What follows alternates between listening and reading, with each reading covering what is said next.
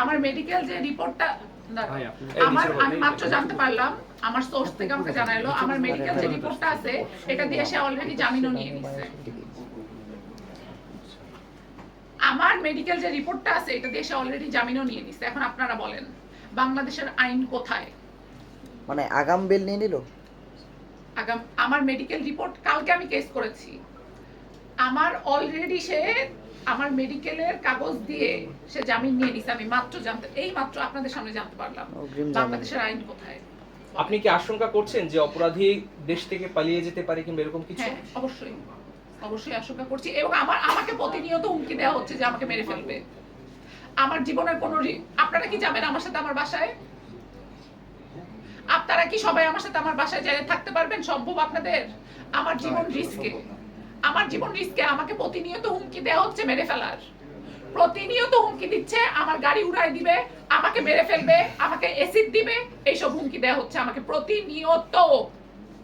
আচ্ছা, আপনার সঙ্গে তো তার কোনো শত্রুতা ছিল না? কিচ্ছু না। সেখানে জেবা তাকিয়ার সঙ্গে আপনাকে আসলে মানে এটা কে করলো? এটা কে করলো? মূল এটার নায়ক কে? ইমন। তারপর তাহলে ইমনকে মারার কারণ? অবশ্যই। তাহলে ইমনের কি শাস্তি দাবি করছেন? অবশ্যই। আপনার মামলা থেকে কি ইমনকে আসামি করা হয়েছে? না, করা হয়নি। সে তো নিজেই কোমাতে। ইমন যে আপনাকে এখানে নিয়ে গিয়েছিল, তাকে তো পুরস্কৃত করে, তাকে মেরেছে কেন? পালিয়ে আসার কারণে? আমাকে পালাইতে হেল্প করতে যে।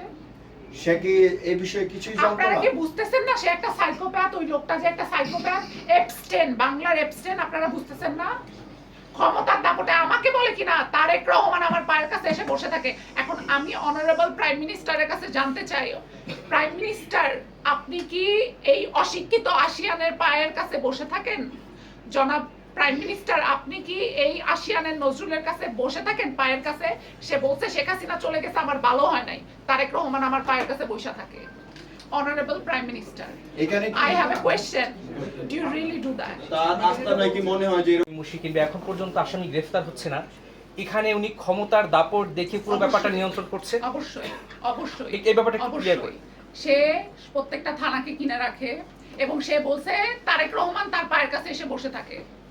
বলছে হাসিনা চলে গেছে আমার ভালো হইছে, সবাইরে ধরছে, আমারে ধরতে পারছে, তারেক রহমান এসে আমার কাছে বসে থাকে। সামিয়াকে ওই কি শোভা বলতেছে ডিজিএফআই প্রত্যেকদিন আমাদের কাছ থেকে এসে বান্ডিল টাকা নিয়ে যায়। কোন ডিজিএফআই তারা? এটা আপনারা খুঁজে বের করেন। বাংলাদেশের আইন কোথায়? এক সরকারের পতন হইছে এইসবের কারণে। নতুন সরকার আসছে, অনেক আশা ভরসা নতুন সরকারের উপরে আমাদের। আমি তারেক রহমানকে মন থেকে পছন্দ করি, উনি ভালো কাজ করে, ওনার মেয়ে আমার বয়সের, ওনারা বিভিন্ন ভালো কাজের সাথে জড়িত থাকে, আমরা সবাই মন থেকে তাকে অ্যাকসেপ্ট করেছি। কিন্তু আমি তাকে বলতে চাই আপনি আপনার স্বরাষ্ট্র মন্ত্রণালয়কে বলেন এটার কঠোর বিচার করতে। এটার কঠোর বিচার যদি না হয় আমি সুইসাইড করব এবং আমার সুইসাইডের জন্য কারা কারা দায়ী থাকবে আমি সেটা নোট করে রেখে যাব। আমার প্রত্যেকটা ভাই ব্রাদারকে আমি পাঠিয়ে দিব। আপনি একটা